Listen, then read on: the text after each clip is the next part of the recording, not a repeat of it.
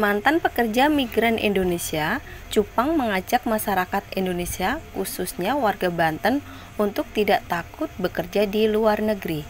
Hal ini dikatakan Cupang di sela-sela acara sosialisasi penempatan dan perlindungan pekerja migran Indonesia yang diselenggarakan di Wisata Vario Nangkup, Kecamatan Cigelis, Kabupaten Pandeglang, Senin 22 Mei 2023. Cupang mengatakan sosialisasi yang digelar Badan Perlindungan Pekerja Migran Indonesia bekerja sama dengan Serikat Peduli Migran Indonesia Perisai Pancasila untuk memberikan edukasi dan informasi lapangan kerja di luar negeri. Menurutnya, bekerja di luar negeri bukanlah momok yang menakutkan, asalkan mengikuti aturan yang legal, yaitu dengan prosedural kontrak yang resmi. Dirinya adalah mantan PMI yang pernah bekerja di Arab Saudi selama 2 tahun dan negara Taiwan selama 9 tahun yang akhirnya bisa menguasai bahasa Mandarin. Kata Cupang, dengan modal itulah pernah menjadi pengajar bahasa Mandarin di PJTKI selama 5 tahun. Lebih lanjut, Cupang mengatakan, SPMI adalah wadah untuk penempatan sekaligus memberi perlindungan kepada para pekerja migran Indonesia yang terkena masalah. Berikut penuturan Cupang saat diwawancarai wartawan nasionalnews.id. Assalamualaikum warahmatullahi wabarakatuh. Perkenalkan, nama saya Cupang. Saya di SPMI ini sebagai sekretaris PD Pandeglang. Kalau di Saudi saya 2 tahun. Di Saudi seperti pada umumnya, cuman di Saudi itu pertama dulu ya, waktu dulu tahun berapa udah lama lah. Jadi cuma 2 tahun, itunya juga kurang, gajinya juga nggak terlalu gede, pekerjaannya terlalu berat, sehingga saya pulang suka dukanya ya alhamdulillah kita dapat gaji ya. Dukanya ya kita jauh dari keluarga, tapi itu udah resiko karena sebelumnya juga kan kita udah niat bahwa kita itu keluar negeri itu untuk memperbaiki taraf ekonomi. Saya ke Taiwan, Pak. Saya ke Taiwan 9 tahun, itu pun habis kontrak 3 tahun pulang, berangkat lagi, pulang berangkatnya seperti itu.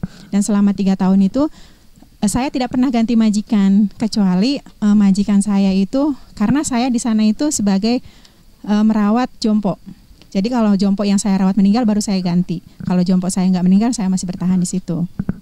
Sukanya kalau di Taiwan itu enaknya waktu istirahat itu banyak. Jadi selama di Taiwan saya manfaatkan untuk belajar, Pak. Belajar dari pengalaman, belajar. Di situ kan ada bahasa ya. Jadi kita manfaatkan dalam waktu senggang itu, kita manfaatkan untuk belajar bahasa.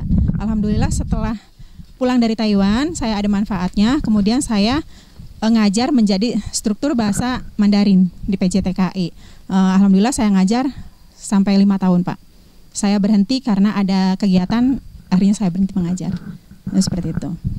Motivasi saya yang pengen memperbaiki taraf ekonomi, kemungkinan di sini ya bukan sih kita menjelekkan negara sendiri.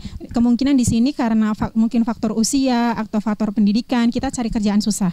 Nah, di PMI ini kebetulan kita ini juga ada untuk penempatan dan perlindungan bagi mereka yang ingin ke luar negeri, yaitu mungkin ada yang mau ke Taiwan atau ke Asia gitu. Insya Allah jangan pernah takut karena di luar negeri juga kita ada undang-undangnya. Jadi jangan pernah takut kita bermasalah ataupun apa, kita juga akan melindungi.